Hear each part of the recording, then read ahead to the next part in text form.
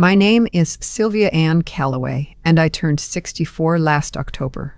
I don't tell people that like it's something to celebrate anymore, not because I'm ashamed of my age.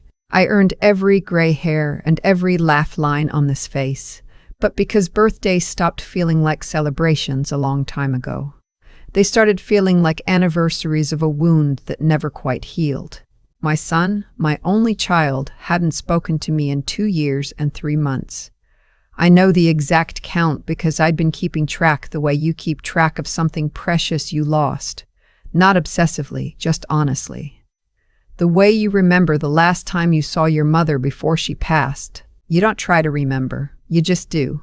His name is Derek. He's 38 years old. He has his father's eyes and my stubbornness, and somewhere along the way, he became a stranger to me. It didn't happen all at once.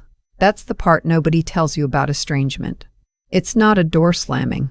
It's more like a light dimming. First, the Sunday calls got shorter, then they got less frequent. Then one Thanksgiving, he said they were going to his wife's family, and I said, of course, no problem, and we both pretended that was fine.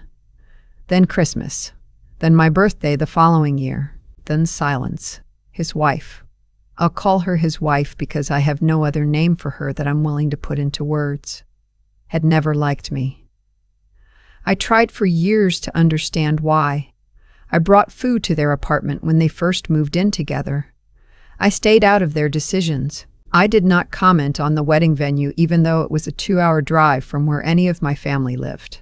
I smiled in every photograph. None of it mattered. The last real conversation Derek and I had was in a Denny's parking lot in March 2.5 years ago. He'd asked me to meet him alone, without telling his wife.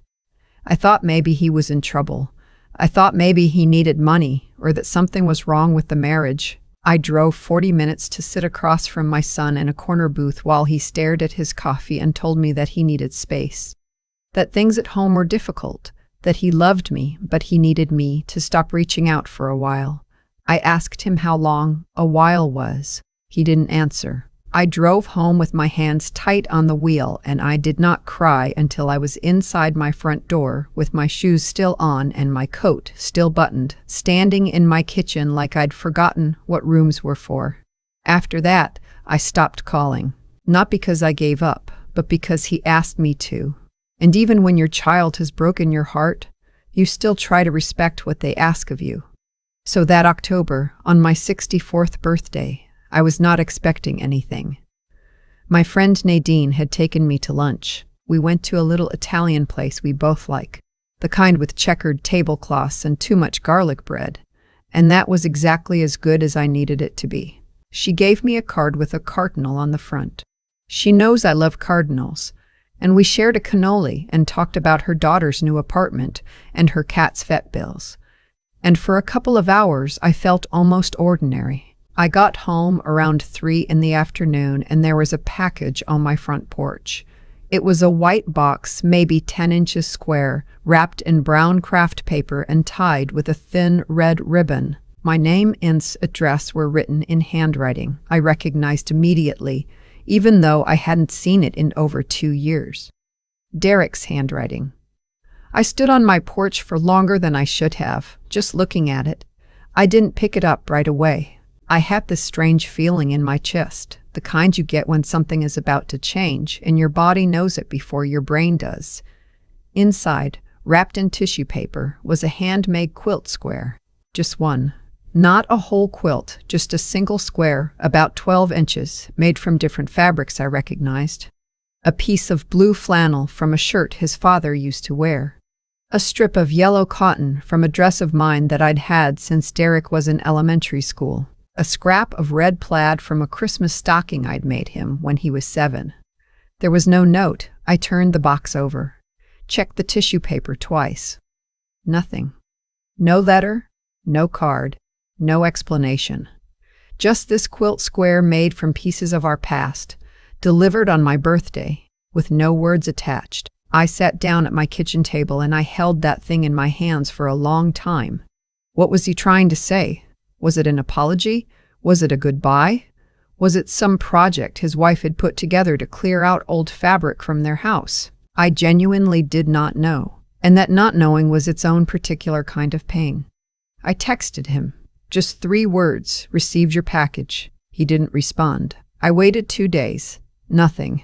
Now here's the part I've had to explain to a lot of people since, and I understand why it looks strange from the outside. My neighbor, Ruth, she's 71, been on my street for 20 years.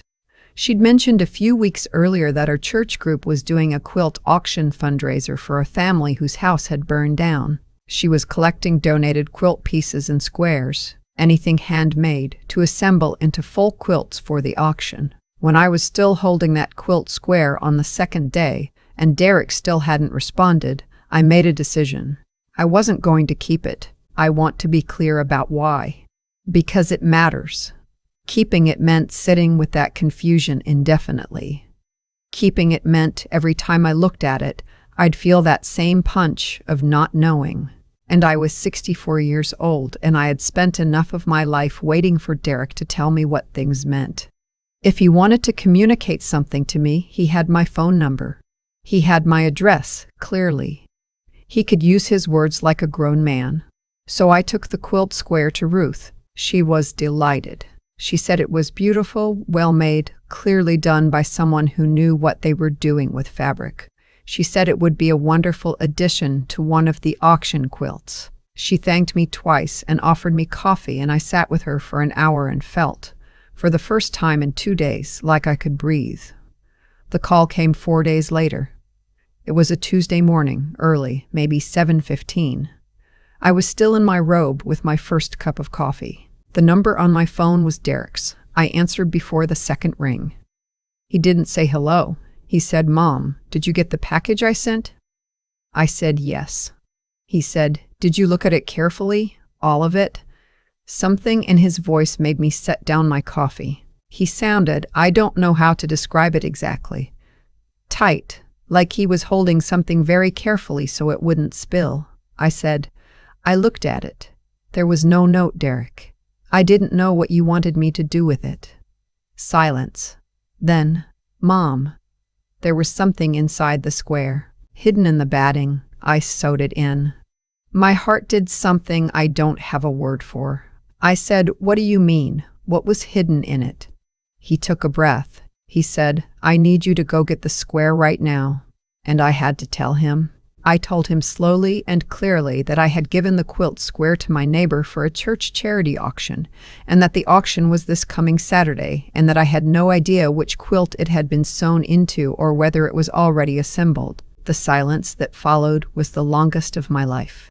Then Derek said very quietly, "Mom, I hid my grandmother's ring inside that quilt square, Dad's mother's ring, the one you gave me when she passed. I sewed it into the batting because I was afraid to mail jewelry directly. I was sending it back to you because—" He stopped. "It doesn't matter why right now. We have to find that ring." His great-grandmother's ring. My mother-in-law Evelyn's ring, which I had given Derek the year after his father died, which had been in Evelyn's family for 3 generations. A thin gold band with a small cluster of garnets that were so dark they looked almost black in certain light. I put on shoes over my pajamas and I walked across the street to Ruth's house in 40-degree weather at 7:30 in the morning. Ruth, bless her, did not ask many questions. She brought me inside, sat me down, and told me the quilts were already assembled, 4 of them, and that they were currently at the church hall, which opened at 9.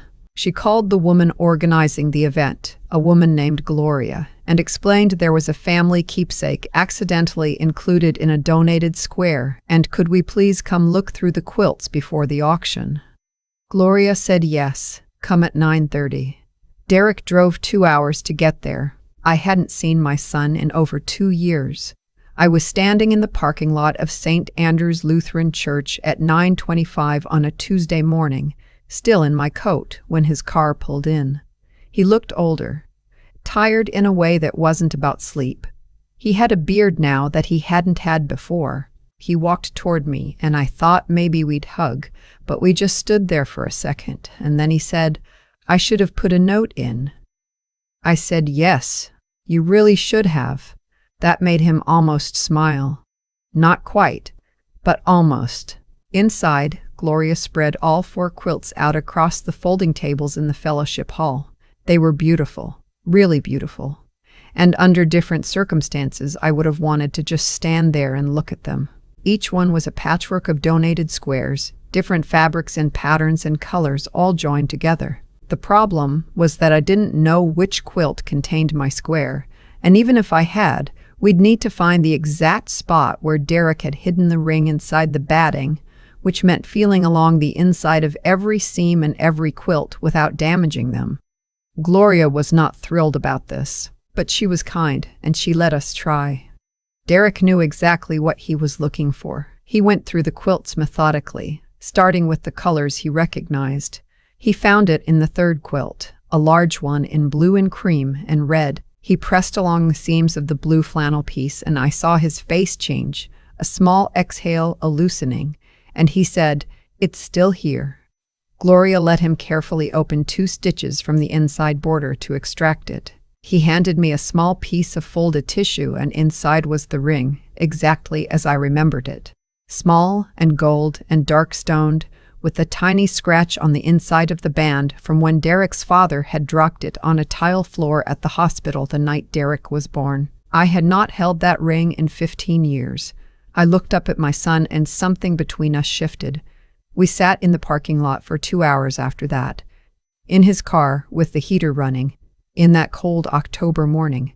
And he talked. He told me that his marriage had been, his word was suffocating, for longer than he'd admitted to himself, that his wife had systematically isolated him from his family over the years, from me in particular, because I was the one she felt she couldn't control. He told me things I'd suspected and things I never could have guessed, and some things that made me grip the ring in my hand so tightly the garnet left a small mark on my palm. He told me that he'd been planning to leave her for 8 months, that the ring was part of it.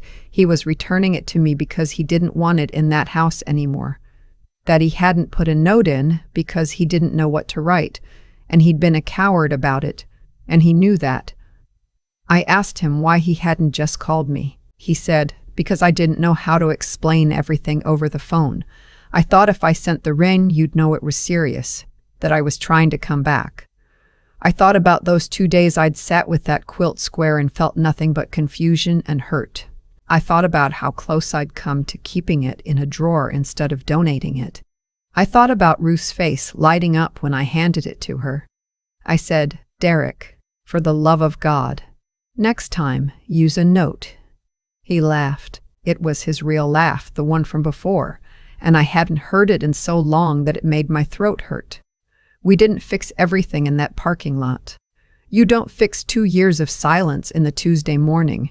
There was still anger I hadn't named yet, and grief, and a whole tangle of things we'd need to sit with for a long time. I didn't pretend otherwise, and neither did he, but when he hugged me before getting back in his car, a real hug, not a polite one, I held on for a few extra seconds, and I let myself do it. He separated from his wife that December. It was not a simple process. Divorce rarely is. He's renting an apartment now about 40 minutes from me, which is not close enough, and is also the closest he's lived to me in 11 years. We talk on Sundays again. Some Sundays he comes for dinner. He's learning, slowly, how to be my son again, and I'm learning, slowly, how to be his mother without holding my breath. The ring is on my dresser. I don't wear it. It was Evelyn's, not mine. But I like being able to see it. I like knowing where it is. Last month, Ruth stopped me in the driveway and asked if everything had turned out all right with the keepsake from the quilt. I told her yes, we found it. Everything was fine. She said, "Good, because that was a beautiful quilt square, whoever made it." I told her my son made it. She looked at me for a moment and then she nodded, the way older women nod when they understand something without needing it explained, and she said, "Well, he sounds like someone worth finding again." I looked down at my hands and I said, "He is," and I meant it. I really did. I've thought a lot about what I would have done differently, and honestly not much, except maybe wait one more day before walking across the street to Ruth's house. But here's what I've come to understand. Sitting with all of it now, The things we do when we're hurting aren't always wrong, even when they look reckless from the outside. I gave that quilt square away because I was protecting myself. I was 64 years old, and I had already spent 2 years being patient and quiet and respectful of a silence I hadn't asked for. Letting go of that square was the only thing I could control, and I did it. What I didn't know was that Derek was doing something brave at exactly the same time. That's the part that gets me. We were both moving toward each other without knowing it. He was sewing a ring into batting in an apartment 40 minutes away, trying to find a way back that didn't require him to say everything out loud yet. And I was sitting at my kitchen table holding something I didn't understand, trying to decide whether to grieve it or release it. Two people who loved each other, both fumbling in the dark. The consequences of silence are never neutral. That's something I know now that I wish I'd understood sooner. Every month, Derek and I didn't speak. We were both paying for it, not as punishment for anything either of us had done. Exactly, but because that's how disconnection works. It costs you time, and it costs you the small, ordinary moments, the Tuesday phone calls, and the Sunday dinners, and the knowing what your child's laugh sounds like. You don't get those back.